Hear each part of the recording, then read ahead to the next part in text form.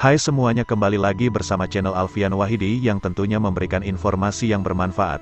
Kali ini kita akan membahas tuntas, kisah misteri suara-suara di Pasar Bubrah jalur pendakian Merapi. Tetapi sebelum menyimak videonya, kita mau ingatin lagi ke kalian, jangan lupa buat subscribe dan like.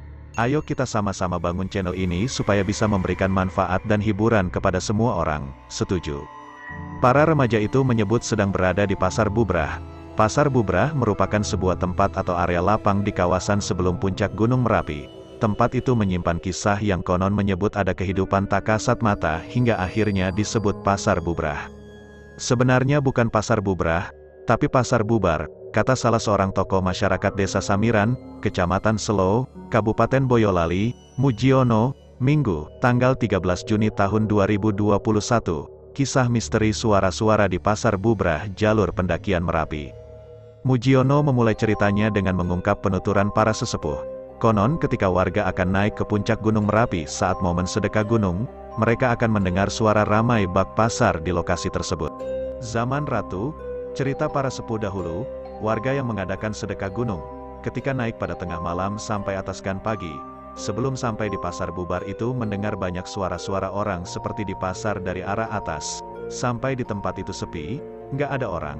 Tinggal bekas-bekasnya saja seperti di pasar, seperti pincuk, bekas-bekas orang jajan, maka kemudian disebut pasarnya sudah bubar, Pasar Bubar. Sampai sekarang, jelas mantan kepala dusun Samiran ini. Dia juga mengungkap kisah lain tentang Pasar Bubar atau Pasar Bubrah. Kala itu, tutur Mujiono, ada seorang turis asing yang melihat kereta kencana saat turun dari pendakian Gunung Merapi. Turis itu sempat menanyakan soal penampakan kereta kencana itu pada pemandunya. Juga ada yang mendengar suara kuda embeker, berteriak, dan melihat sosok orang tua berjubah dan berjenggot. Kata dia, orang tua berjenggot itu oleh warga yang disebut Mbah Simbarjoyo, lanjut Mujiono.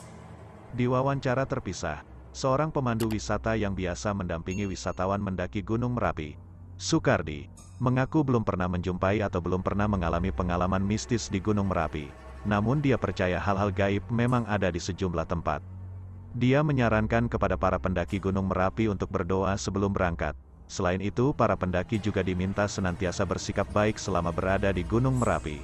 Di semua tempat gaib itu pasti ada, maka sebelum berangkat berdoa dulu, kemudian permisi dan melakukan yang positif saja selama mendaki. Saran. Sampai jumpa di video selanjutnya.